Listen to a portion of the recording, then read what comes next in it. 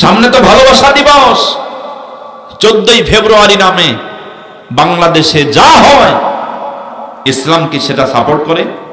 কথা বলেন, সাপোর্ট করে? ভালোবাসার নাম নিয়ে আজকে যুবক যুবতীগুলো পার্কে গিয়ে বিভিন্ন আনাচে কানাচে গিয়ে, ঝোপঝাড়ের আনাচে কানাচে গিয়ে যে অনৈতিক কাজগুলো যারা করে, এটা কি ভালোবাসা দিবস?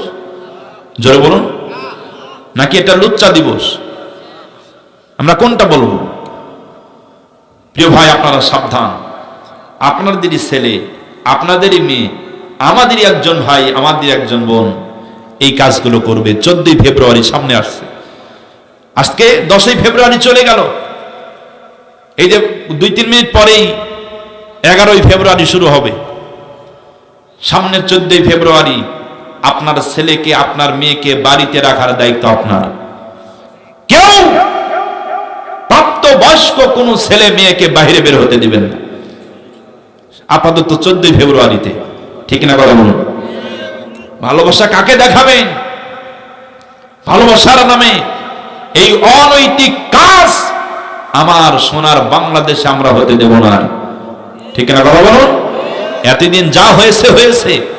ছাত্র সমাজ এ বিষয় নিয়ে কথা বলেছে, এ বিষয়ে অনেক সতর্ক, অনেক সচেতন। যুবকেরা সাবধান, এই কাজ করতে গিয়া যেন পিঠে যেন মারে না পড়ে। ঠিক না কথা বলুন? খবরদার। আমরা ভালোবাসা দেখাবো কাকে?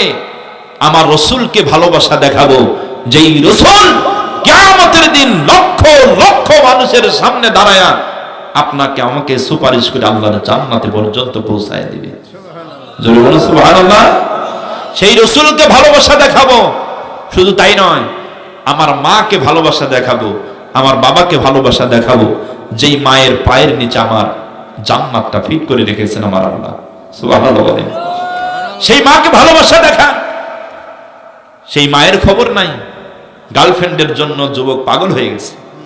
ঠিক না কথা বলুন? মায়ের খবর নাই।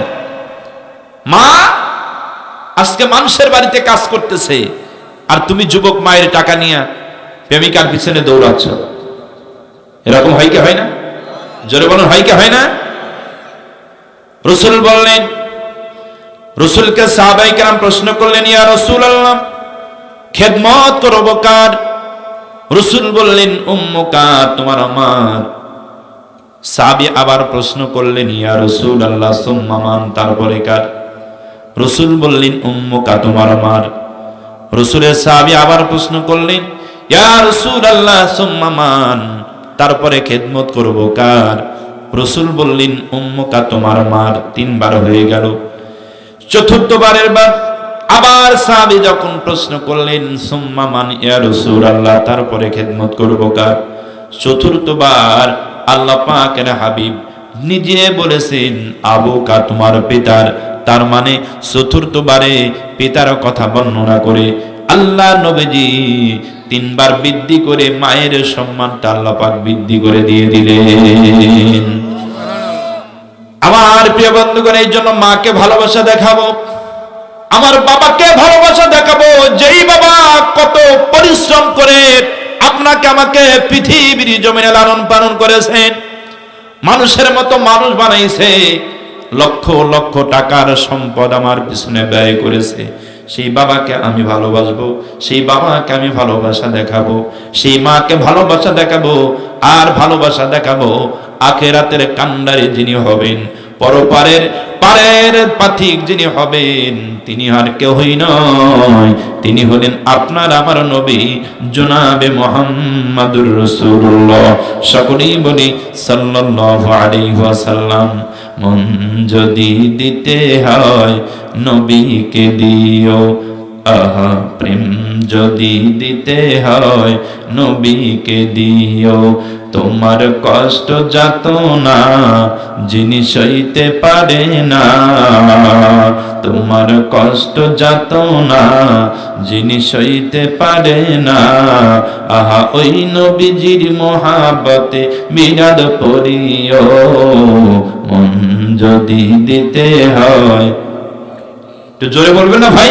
মন যদি দিতে হয় আহা প্রেম যদি দিতে হয়, তোমার কষ্ট যাতনা যিনি সইতে পারে না, আহা ওই নবীজির মহাবতে দরুদ পড়িও, মন যদি দিতে হয়, আহা প্রেম যদি দিতে হয়,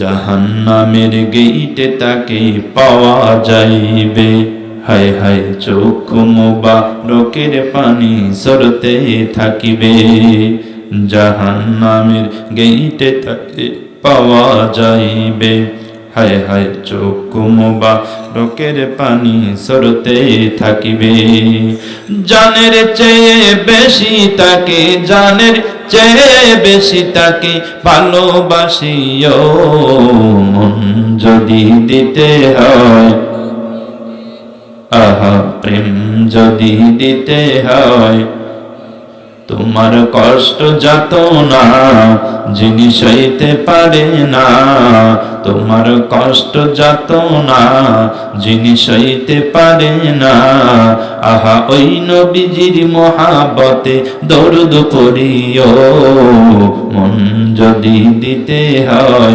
নবীকে দিও, আহা প্রেম যদি দিতে হয়, জোরে বলবেন না মারহাবা।